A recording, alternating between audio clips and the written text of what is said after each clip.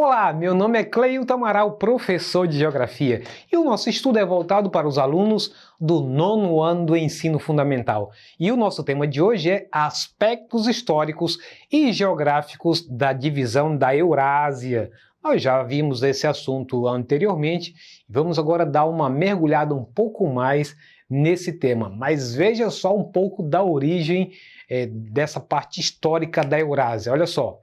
Origem do termo Eurásia. Segundo Bulag, a expressão surgiu na década de 1920 entre os etnólogos, geógrafos e linguistas imigrantes russos na Europa Ocidental. O grupo de estudos da Eurásia da Universidade Federal do Pampa, Campus Santana do Livramento, define a região como, olha o detalhe, um deles, viu? Isso é uma definição, a grande massa de terra que abarca o continente europeu e o continente asiático. Por outro lado, para alguns pesquisadores, trata-se apenas dos países imediatamente herdeiros do antigo espaço soviético. Então, quando a gente olha esse globinho embaixo, que tem essa mancha vermelha, nós temos aí o que ele vai chamar de a grande massa de terra que abarca o continente europeu e o continente asiático. Mas outros teóricos vão entender que é essa ilustração de cima, das ex-repúblicas da União das Repúblicas Socialistas Soviéticas. Então são essas que nós chamamos hoje de leste europeu junto com a Rússia, se a gente for usar esse termo atual. Então são os herdeiros do antigo espaço soviético, seria a Eurásia, né? E aí, a regionalização da Europa, apesar das diferenças internas dos países europeus, o continente, para melhor entendimento, para saber exatamente onde é que está a localização de determinadas nações, ela está dividida em Europa Ocidental, e aí você verifica no mapa que é todos esses países que estão de laranja, o caso da Irlanda, Reino Unido, Alemanha, Bélgica, Luxemburgo, França, entre outros. Europa Setentrional, ou em outras palavras chamado de Europa do Norte, aí você tem a Noruega, Suécia, Finlândia. Europa Centro-Oriental, e aí você vai ter a Polônia, Belarus, Ucrânia, Moldávia, Romênia, Bulgária, dentre outros, e a Europa Mediterrânea, banhada pelo Mar Mediterrâneo. Aí tem Portugal, Espanha, Itália, Malta, Grécia, etc. Então essas são as divisões para a gente, dependendo do agrupamento de país, você saber exatamente com quem você está lidando. Muito bem. Quanto às características gerais da Europa, é uma área que tem mais de 10 milhões de quilômetros quadrados de extensão. E a população, nos dados atuais, está em cerca de mais de 750 milhões de habitantes. Os países mais populosos da Europa, nós destacamos Alemanha, França, Itália e Reino Unido. As maiores economias, Alemanha, França e Reino Unido. Quanto ao histórico da Europa, desde o século XV, a Europa Ocidental passou a desempenhar um papel fundamental no espaço geográfico mundial. Não só colonizaram boa parte da superfície terrestre, como a dominaram política, econômica e culturalmente. Então, basicamente, a Europa representa praticamente todo o Ocidente do qual nós fazemos parte, boa parte de nossa herança baseado na Europa. Foi na Europa que há cerca de 2.800 que surgiu a civilização ocidental predominante no dia de hoje, a partir das realizações e contribuição dos gregos e dos romanos. Os países que constituem o continente europeu são diferentes entre si, não apenas nos aspectos populacional e cultural, mas também no econômico. Alguns desses países são grandes potências econômicas, enquanto outros apresentam economias menores, mas são reconhecidos por seus altos índices sociais. Apesar de ter uma área menor que a de outros continentes, a Europa é reconhecida pela grande diversidade dos aspectos culturais de sua população. Abriga idiomas, modos de vida, hábitos e costumes variados.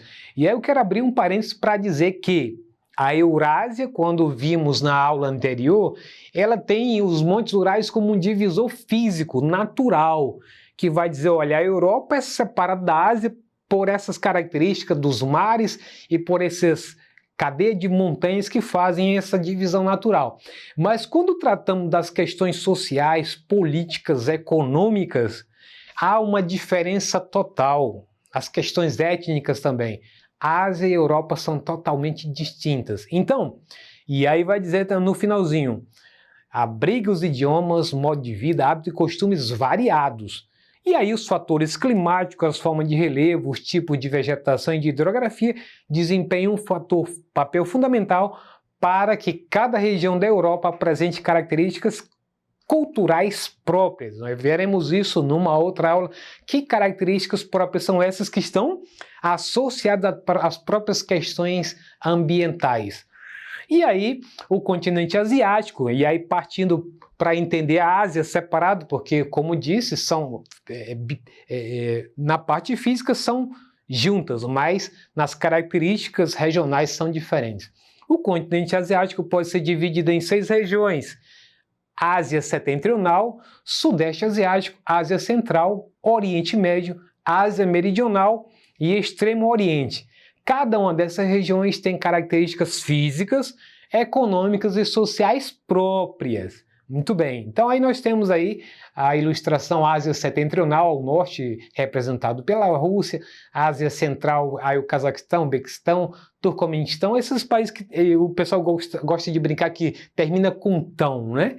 Muito bem, e aí vem o Oriente Médio, com destaque aí para o Irã, Iraque, Arábia Saudita, Ásia Meridional, um destaque para a Índia e para o Paquistão, o Sudeste Asiático, aí nós temos o caso do Vietnã, que é um nome muito recorrente quando se fala dessa região, e também do Extremo Oriente, representado pela Grande China, pelo Japão, as duas potências regionais, e por sinal estão no topo dos Jogos Olímpicos, essas duas potências regionais, além da própria Rússia também, que até o momento ainda está entre os 3 que estão com bastante medalhas de ouro.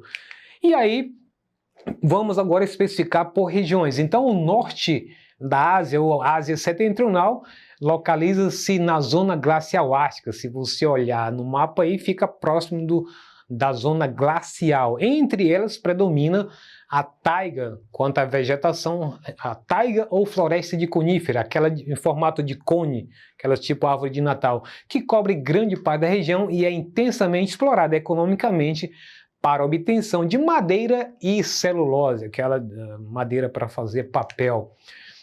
Quanto o Sudeste Asiático, compreende países continentais como Vietnã, Laos, Camboja, Tailândia, Mianmar, Malásia, Singapura.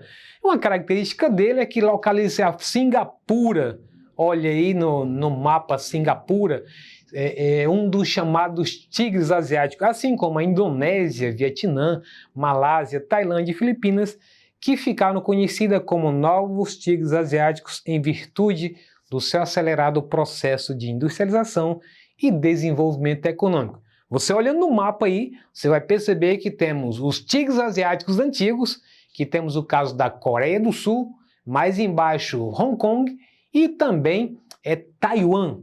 Já os novos tigres asiáticos é esse rosa, né? Esse rosa bebezinho que tem mais ao sul aí. Então esse é o nosso Sudeste Asiático. Na Ásia Central é uma região composta por 5 países: Cazaquistão, Uzbequistão, Turcomenistão, Tajiquistão e Quirguistão. E aí tem um característico, um relevo de planícies e planaltos no leste e altas montanhas na divisa com o Oriente Médio. A vegetação é constituída basicamente por estepes e espécies típicas de área desértica. Já o Oriente Médio, a gente sempre, quando fala de Oriente Médio, se lembra da questão dos palestinos com o povo ali de Israel. Israel é a única exceção com população majoritariamente judaica, enquanto que as outras muçulmanas. E por serem de clima árido e semiárido, é muito comum a gente perceber que a grande parte da região deles é constituída por desertos. E aí temos a Ásia Meridional, é onde você vai perceber a presença da Cordilheira do Himalaia e muitas outras áreas montanhosas, se considerado com outras áreas que estão ao nível do mar. E aí nós temos o destaque principal para a Índia, Paquistão e Afeganistão. O Extremo Oriente, nós temos aí o caso da China, da Coreia do Norte, a temida Coreia do Norte, a desenvolvida Coreia do Sul e também o Japão. São esses países que fazem parte do Extremo Oriente. E aí vamos então verificar o nosso exercitando. Presta atenção, assinale a alternativa correta. Com relação à localização geográfica da Europa, é correto afirmar que a Europa encontra-se totalmente no hemisfério sul. Letra B. O Círculo Polar Ártico atravessa a Europa no extremo norte da Islândia, norte da Escandinávia e Rússia. Letra C. O Oceano Glacial Ártico é um dos seus limites ao sul. E letra D. O continente é limitado pelos Oceano Atlântico a leste e pelos Montes Urais a oeste. E aí? Analisa aquelas questões que estão totalmente sem pé nem cabeça, descarta essas primeiramente. E mesmo que você não entenda um pouco disso aí, você vai ver que é fácil fazer o descarte até chegar à alternativa correta. Fez sua escolha então? Se você diz que a resposta correta é a letra B, tá certo. Até a gente falou no começo a questão de estar cercada pelo Círculo Polar Ártico, tanto para a Ásia como no caso da Europa. Então essa é a alternativa que responde então o nosso questionamento. O Círculo Polar Ártico atravessa a Europa no extremo norte da Islândia, norte da Escandinávia e da Rússia. Vamos para a segunda para encerrar? Os países asiáticos localizados no Golfo Pérsico, região do Oriente Médio, possuem uma economia altamente concentrada e extremamente volátil, muda constantemente. As políticas regionais dali mudam sempre. Marque a alternativa que indica uma característica dos países localizados nessa região. Letra A. São nações industrialmente desenvolvidas, voltadas para a fabricação de bens manufaturados. Letra B. Apresentam um sistema político estável e democrático. Letra C. São países economicamente baseados na produção e exportação de combustíveis fósseis, seja o petróleo ou o gás natural. E letra D, possuem baixos índices de desigualdade de renda entre a população. E aí, conseguiu identificar uma que tem mais aproximação com o Oriente Médio, o lugar que é um barril de pólvora, que as nações disputam aquela região por questões energéticas? Então, se você respondeu que a letra correta é a letra C, tá certo! Meus parabéns! Se você acertou as duas, meus parabéns duplo! São países economicamente baseados na produção e exportação de combustíveis fósseis, principalmente o petróleo e o gás natural. E na sequência vem também o próprio carvão mineral. Com isso, encerramos nossa aula de hoje. Se você quiser acessá-la ou qualquer outro componente curricular, basta acessar a plataforma Eduque. Um abraço e até a próxima!